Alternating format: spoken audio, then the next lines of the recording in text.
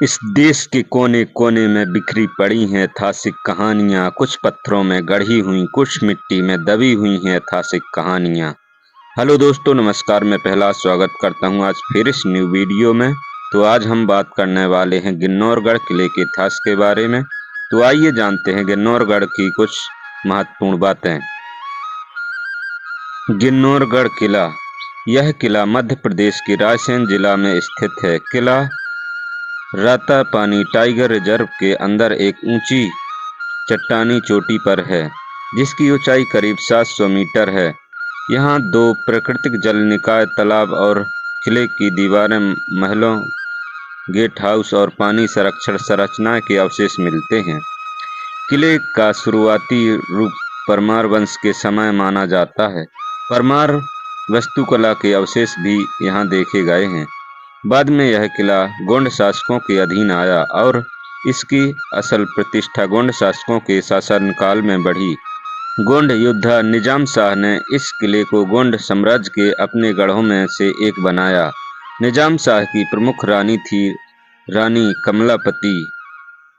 कहा जाता है कि निजाम शाह का हत्या या जहर देने उनके भतीजे चैनपुर के राजा ने किया था, जिसे निजाम शाह की ताकत बढ़ाने या राजनीतिक कारणों से किया गया था।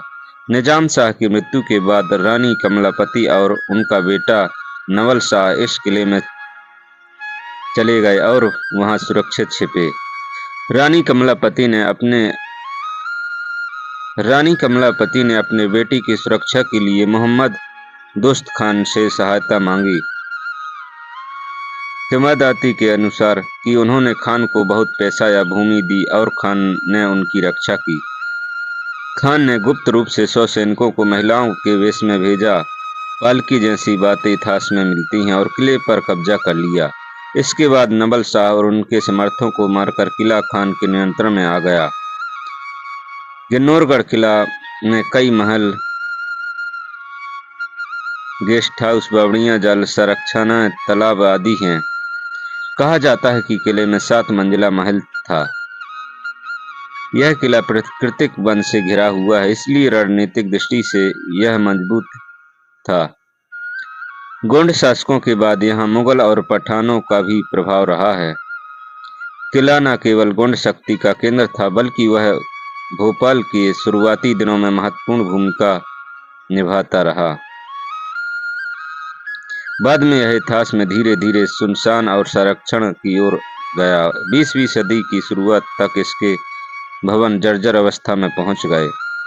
हालांकि यह किला मध्य प्रदेश पुरातत्व विभाग के संरक्षण में है, लेकिन बहुत सी इमारतें गिर रही हैं या टूट चुकी हैं।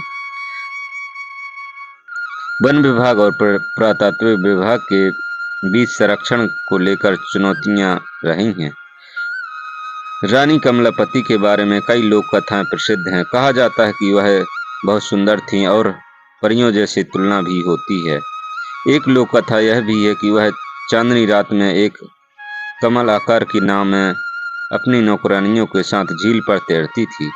किले के आसपास कई जल संरचनाएं हैं, तालाब, बावड़ियां, जो न केवल युद्ध रणनीति के लिए काम आती थी, बल्कि जल प्रबंधन की दृष्टिकोण से भी महत्वपूर्ण थी।